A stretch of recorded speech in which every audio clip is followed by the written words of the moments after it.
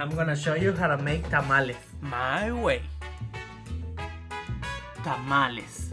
The making of this Mexican food, it's been a ritual since the pre-Hispanic times. Nowadays, tamales are also in South America, but the size, fillings, and way to wrap them are different in every region. Most traditional fillings are meats slow cooked, like pork, chicken, or beef. The making of tamales is way time consuming. The preparation of the dough called masa and the fillings takes some time. In this video, I'm going to show you a quick way to make this delicious food.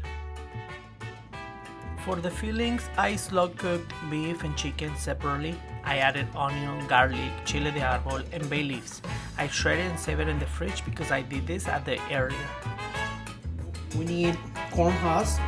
I have 20 pieces here. We have to put it in a deep container so we can add very hot water. Okay, this is really hot water. If you have more time, regular warm water and leave it there for longer time. And then I have all these little pieces. I'm gonna put it on the top. The ones that we want to soak are on the bottom. Put some weight on top. There you go, let it soak until we're ready to work with it. I'm gonna make beef and chicken filling, 2 of them. Really simple, really easy. Trust me, they taste really good. It's just practicity in this recipe. So we're gonna add a little bit of oil. Now we add our beef. These are 2 cups of shredded beef. This is salsa verde from a jar. 1 cup. It's not gonna be spicy. It's salsa verde that is not spicy. Black pepper, salt to taste.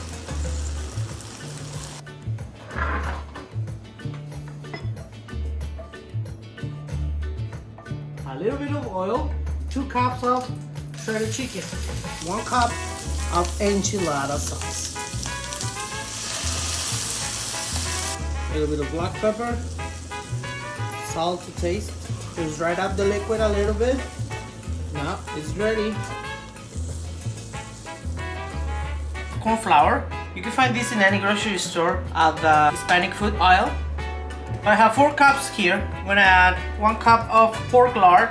If you can't find pork lard, you can use vegetable lard. The pork lard is just tons of flavor in there. That's what makes the tamales really good.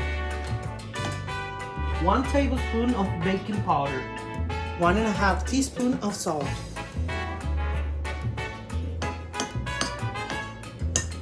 Three cups of warm water. I recommend you to use your hand so you can mix well the lard with all the ingredients. I don't have a steamer for the tamales and I have to improvise. So in this big pot, I'm putting this strainer in the middle, and I got one of these disposable cookie sheet and cut it in half.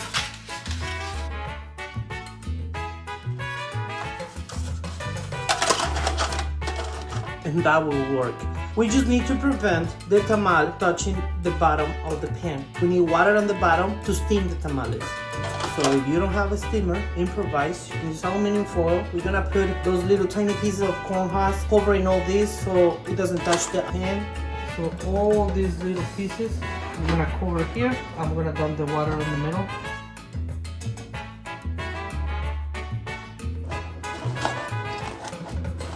So let's drain the husk from the water.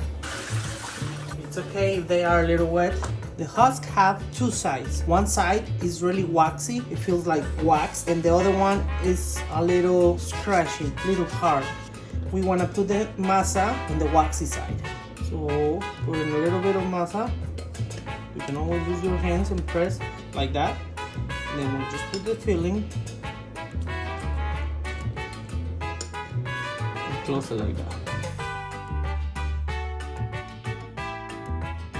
Pressure from end to the center, so we push all the masa and then fold it like that. We have to place the tamales in the pot standing with the open side to the top. Like that.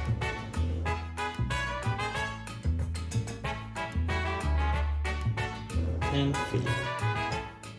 Close it.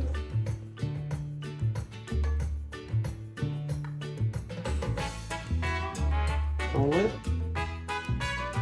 mixing the masa. There you go. Extending with the open side to the top. So you can fill it with whatever you want. The good of the tamales, you can freeze them like that, uncooked, and then cook at any time. Or you can also freeze them already cooked. But if you always want fresh tamales, you can make a bunch of this, throw in a zip bags, and freeze them, and then cook it whenever you want it fresh. Okay, they're done. I came out with 10 of each flavor, 10 of each. 10 beef, 10 chicken. Add the water in the center.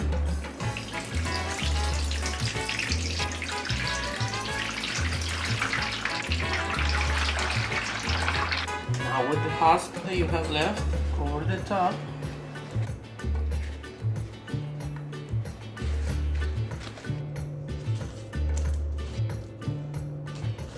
And because they are a little tough and the lid won't close, I'm gonna do film, plastic. Just make sure it doesn't stick on the side or it will burn. Just keep it on the top.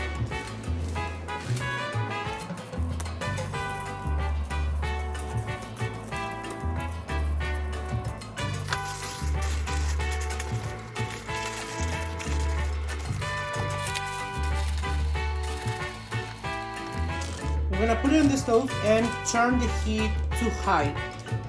Now that it's boiling, we're gonna turn it down from high to medium heat and cook it for 30 minutes.